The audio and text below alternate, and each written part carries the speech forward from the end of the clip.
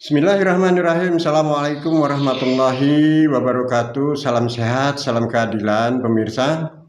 Malam ini spesial buat saya, buat Ibu Titin tentunya, karena memang ada salah satu orang hebat, salah satu orang yang memang konsen dengan kasus Pina Cirebon, asal Jepara. Beliau bernama Lutfi atau Muhammad Lutfi. Beliau melakukan jalan dari Jepara menuju Jakarta. Beliau ini sudah 8 hari melakukan perjalanan. Sekarang posisi beliau ada di Semarang ya, di Walri. Nanti kita coba terus ikuti perbincangan antara Pak Lutfi dengan Ibu Titin, karena memang salah satu tujuan nanti beliau masuk Cirebon atau datang ke Cirebon, selain bertemu dengan keluarga 8 terpidana, juga ingin bertemu dengan Bu Titin. Oke, go, silakan Bu Titin. Assalamualaikum Bapak. Waalaikumsalam Ibu.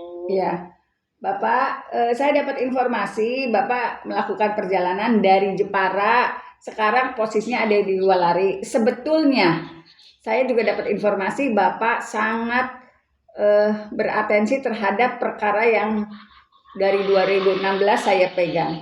Sebetulnya tujuan perjalanan Bapak, saya dapat informasinya jalan kaki. Tujuannya apa sih Pak? Bapak berjalan kaki dari Jepara menuju Jakarta, yang atensinya terhadap perkara ini, tujuan Bapak apa sebetulnya? Bismillahirrahmanirrahim, Ibu. Saya dari hati yang paling dalam, saya ingin menyampaikan bahwa saya tergerak melakukan jalan kaki dari Jepara ke Jakarta untuk bertemu Pak Prabowo, menagih janji-janjinya. Dan yang paling utama, misi saya adalah Pak Prabowo harus membebaskan 7 atau 8 terpidana kasus Pina Cirebon. Karena menurut pemahaman saya mengikuti cukup lama kasus ini yang mulai viral, itu menurut analisa saya sebagai seorang awam, sebagai seorang penulis, sebagai seorang yang sering membuat video drama, maka menurut saya memang 7 atau 8 ini tidak bersalah, Bu.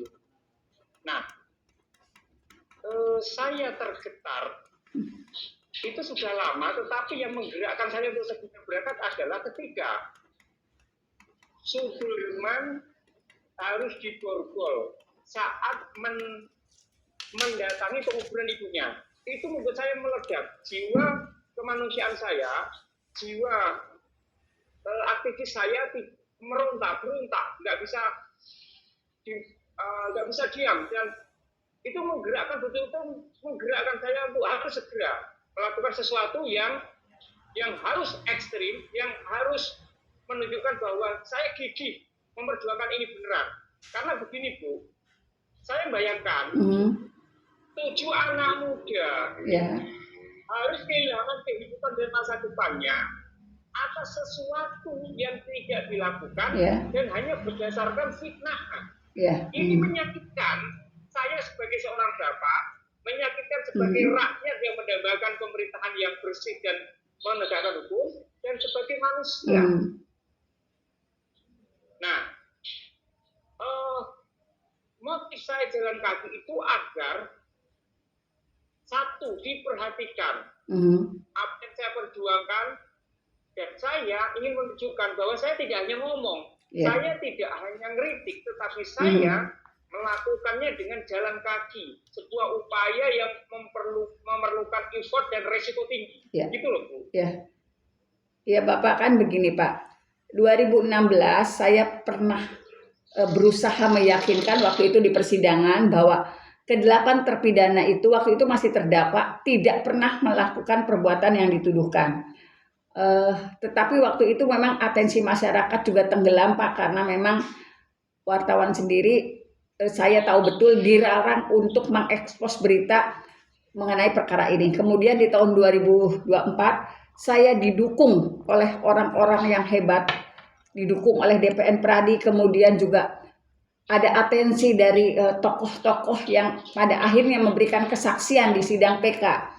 Cuman pada akhirnya keputusan Mahkamah Agung juga menolak, yang artinya di Mahkamah Agung sendiri seperti memiliki keyakinan, Pak, 8 terpidana itu melakukan tindakan yang saya yakin tidak bersalah, tapi mereka karena menolak berarti memiliki keyakinan. Sementara mohon maaf Bapak yang berada di lingkungan masyarakat umum, Bapak hanya aktivis, kok begitu meyakini kalau 8 terpidana ini tidak bersalah. Apa sih Pak yang memperkuat keyakinan Bapak sehingga Bapak melakukan tindakan yang menurut saya capek banget loh Pak. Bapak jalan dari Jepara menuju ke Jakarta hanya untuk bertemu Pak Prabowo dan keyakinan Bapak itu ingin disampaikan. Apa Pak keyakinan yang memperkuat Bapak itu Pak? Yang pertama, kenapa saya yakin 7 atau 8 ini tidak bersalah? Karena satu, CCTV tidak dibuka oleh polisi. Kemudian tidak ada saksi yang meyakinkan bahwa mereka berdelapan ini melakukan. Tidak ada saksi yang meyakinkan. Kemudian mereka mengalami penyiksaan yang pedih. Yeah. Nah, orang Bu yang masih semuda itu, kalau betul-betul melakukan, maka disiksa belum seberapa pun dia pasti ngaku. Secara psikologis, dari ilmu psikologi yang saya pelajari, orang yang masih seumur muda segitu benar-benar melakukan kejahatan besar, ketika jangankan disiksa sampai pedih, baru disentuh dikit aja pasti ngaku. Tetapi yang saya pahami, mereka tidak mau ngaku sampai disiksa seperti itu. Nah, terpaksa ngaku setelah nggak kuat. Artinya mereka tidak melakukan. Yang kedua, saya mohon maaf, saya mempelajari ilmu mikro ekspresi. Saya mempelajari personality manusia.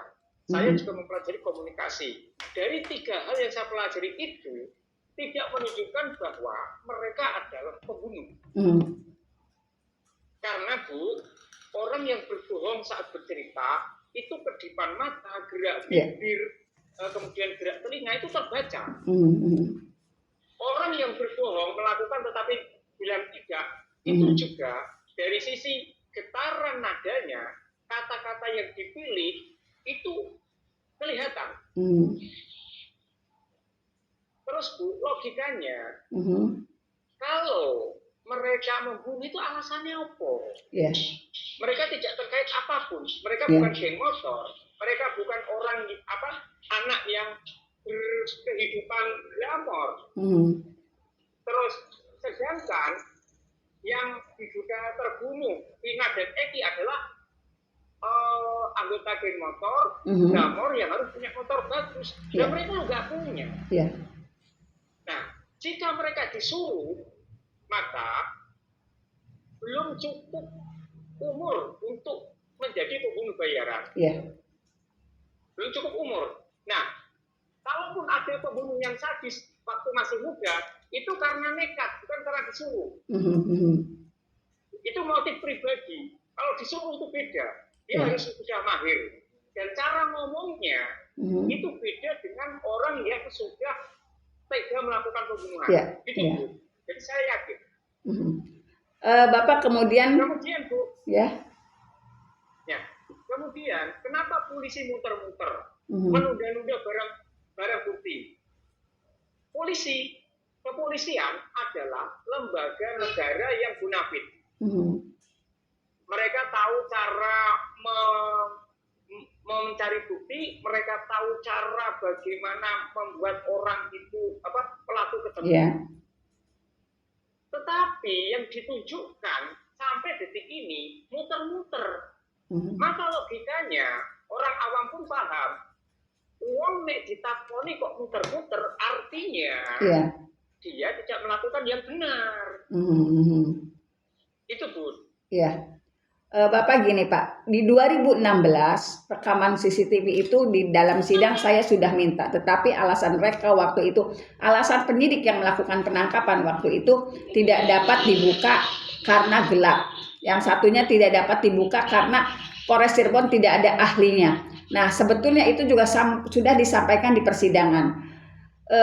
Kemudian Pak, mengenai bukti-bukti lain yang dianggap ada penusukan di dalam BAP pelapor, tetapi memang di sidang 2016 saya menyaksikan sendiri di sidang baju korban itu tidak berlubang, dan itu juga sudah saya sampaikan pada saat bersaksi di sidang PK untuk memperkuat keyakinan bahwa 8 terpidana itu tidaklah bukan pelaku pembunuhan.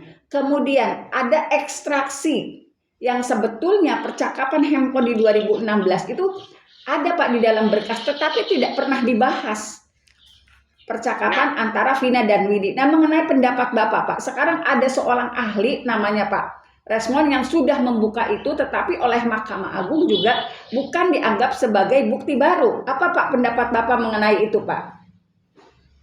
Nah, ini loh Bu, pada dasarnya pemahaman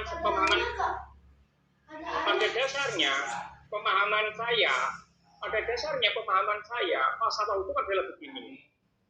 Hukum itu ada untuk memberi sanksi atau hukuman kepada yang bersalah dan membebaskan yang tidak bersalah. Bukan sebaliknya. Karena hukum itu asasnya keadilan dan moral. Jika orang yang tidak bersalah dihukum, maka asas keadilan nggak ada, dan itu jauh dari nilai moral dan kemanusiaan. Nah, kemudian jika Mahkamah Agung alasan menolak PK-nya seperti itu tidak ahli hukum pun bisa menilai. Kok kayaknya alasannya ini dibuat-buat, gitu loh. Nah, jadi kami rakyat biasa pun dan netizen biasa lah, itu MA seperti gini Bu, itu MA seperti pura-pura bodoh menurut saya dalam kasus ini loh ya. Nah, jadi nggak logis, artinya rakyat ini sudah pinter, jangan digoblok-goblokin, gitu. Dan jangan permainkan hukum, karena Bu, saya bergerak ini adalah saya sudah muak, sudah miris. Kalau negara hukumnya nggak tegak, maka semua aspek akan hancur. Kalau tidak dilawan sekarang, kapan? Kalau tidak kita, siapa? Itu. Itulah dasar saya sekarang bergerak, rela jalan kaki dari Jepara ke Jakarta, karena saya sesuai omongan Pak Prabowo saat kampanye. Kalau tidak kita, siapa lagi? Kalau tidak sekarang, kapan lagi? Ini kasus 7 terpidana atau 8 ini adalah batu loncatan bagi kita semua, rakyat, untuk memberikan perlawanan terhadap kezaliman dan hukum yang dipermainkan. Gitu loh Bu. Iya. Bapak, dengan penolakan Mahkamah Agung yang menyatakan bahwa tidak ada hukum baru, kemudian juga hal-hal yang disampaikan Pak, walaupun sebagai tim kuasa hukum yang juga tergabung di Peradi juga saya belum tahu salinan putusannya karena memang belum sampai kepada kami. Sementara Bapak sebagai orang awam, mohon maaf ya Pak ya, mungkin Bapak melihat ya Pak proses persidangan PK waktu ditayangkan di TV-TV ya Pak ya? Iya, saya lihat Bu. Ya, saya seperti yang tadi Bapak sampaikan, Bapak punya keyakinan bahwa 8 terpidana itu sudah mengalami penganiayaan yang kejam, dan Bapak yakin dari gestur tubuh, dari semua gestur, karena Bapak bisa baca itu, yakin mereka memang mendapat perlakuan yang seperti itu ya Pak ya di 2016. Iya. Betul Bu. Jadi menurut saya penolakan MA terhadap PK 7 terpidana ini, menurut saya adalah sebagai orang awam, hukum kok dipermainkan, orang yang salah malah tidak dibebaskan, yang salah malah tidak dicari. Itu bukan prinsip dasar. Loh kok sing salah gak digoleki, kok iki sing ora salah dipaksa kon ngaku. Terus ketika dia merasa tidak melakukan, mengajukan PK untuk membuktikan kebenaran, malah tidak diberi ruang oleh Mahkamah Agung untuk membuktikan kebenaran. Ini kan naif Bu. Kan Mahkamah Agung namanya aja Mahkamah Agung, hakimnya hakim agung, maka dia hakimnya para hakim Artinya dia punya kearifan, kebijakan, punya wawasan yang cukup untuk mewujudkan hukum yang tegak dan adil sesuai falsafah dan etika hukum. Tapi hakimnya hakim kok malah begini. Orang awam tahu Bu, itu alasannya hanya main-main, nggak nalar hukum. Gitu. Kita muak. Bu, kita rakyat ini ekonomi sudah begini. Bu, dikasih kepuasan dengan penegakan hukum. Rakyat akan bahagia. Wes ekonomi tertekan, kerja sulit, kebutuhan pokok naik, hukum dipermainkan. Apa nggak sakit hati, Bu? Ya. Bapak gini Pak, kan ada beberapa praktisi hukum juga yang menyatakan keputusan Mahkamah penolakan PK dari ke-78 terpidana itu ada dugaan untuk melindungi institusi. Kalau menurut pendapat Bapak, sependapat nggak Pak dengan pendapat itu Pak? Untuk melindungi siapa, Bu? Untuk melindungi 3 institusi. Dengan penolakan itu ada dugaan penolakan PK. Nah, itu menurut Bapak gimana, Pak? Betul. Ya secara logika ini Pak Bu, kalau yang terlibat ini adalah anaknya polisi ya yang korbannya, kemudian bapaknya menggunakan jajarannya untuk menyiksa si 7 terpidana ini. Kemudian MA dengan nalar hukum yang cacat, ya ini pasti Bu, ada yang dilindungi. Sesuatu yang dilakukan dengan tidak benar, dengan menutupi kebenaran secara brutal, maka pasti ada yang besar yang dilindungi. Terus kuwi nalar hukum Bu, nggak usah orang pinter, emak-emak berdasar juga pasti paham. Itu karena sebenarnya dalam kehidupan rumah tangga itu kan sudah terjadi saling melindungi. Artinya dalam skala kecil kita itu paham kalau bahwa sesuatu yang manipulasi yang dilakukan dengan brutal pasti melindungi sesuatu yang besar Bu. Itu orang tukang parkir pun paham kok Bu. Saya sering bercakap dengan orang parkir ya, itu juga begitu. Ini gak bagus ini gitu loh Bu. Bapak, saya sangat berterima kasih banyak banget terhadap perhatian Bapak terhadap perkara ini Pak. Saya dari 2016 luar biasa merasa tersanjung, merasa terharu karena dulu saya tidak pernah mendapat perhatian seperti ini. Tidak pernah mendapat dukungan yang luar biasa dari masyarakat Indonesia dan seluruh netizen. Bapak yakin apa yang Bapak lakukan dapat berhasil atau setidak-tidaknya menyentuh para petinggi di Republik ini, Pak? Bu, saya bergerak memang atas niat dan hasrat saya sendiri, tetapi saat berjalan ini saya merasa ditambahin tenaga dari langit. Karena secara kondisi tubuh saya umur 50 tahun, bisa jalan sejauh ini tanpa merasa sakit, padahal saya nggak pernah jalan jauh. Dan sejak awal saya tekadkan, saya harus jalan kaki ke Jakarta ketemu Pak Prabowo nagih janjinya. Dan yang terutama bebaskan ini karena ini menunjukkan keseriusan Pak Prabowo memberantas mafia hukum. Karena keterkaitan 7 terpidana ini dengan merembet kemana-mana. Maka kalau Pak Prabowo bisa membebaskan ini, artinya itu satu kali gayung beberapa puluh terlampaui. Artinya janji Pak Prabowo itu walaupun hanya membebaskan ini, itu beberapa jadinya otomatis terwujud gitu. Dan saya harus ketemu Pak Prabowo, tak tongkrongin sampai Jakarta. Kalau di Istana Presiden nggak memungkinkan, saya akan ke Kertanegara. Kalau di Kertanegara nggak bukan, saya tongkrongin di Hambalang. Pokoknya Pak Prabowo harus ketemu saya. Ya, terima kasih. Rakyatnya. Ya, terima kasih Bapak atas support kepada kami, kepada keluarga terpidana. Saya pengen sekali ketemu Bapak ketika Bapak perjalanannya sampai di Cirebon ya Pak ya. Saya tunggu Bapak di Cirebon ya Pak ya. Mudah-mudahan Bapak selalu sehat ya Pak ya. Amin. Ya, dapat barokah. Kemudian di selama perjalanan juga ada orang-orang yang mendukung Bapak ya Pak ya. Terima kasih banyak Pak. Saya pengen sekali ketemu Bapak di Cirebon ya Pak ya. Ya. Salam hormat saya kepada Ibu, salam kagum saya kepada Ibu. Salam perjuangan Bu. Salam perjuangan Bu, kita berjuang bersama. Salam perjuangan Pak. Harus sekarang. Ya, terima kasih banyak Bapak. Assalamualaikum warahmatullahi wabarakatuh. Waalaikumsalam. Sama-sama, Bunda. Ya, Waalaikumsalam warahmatullahi wabarakatuh. Terima kasih banyak Bapak.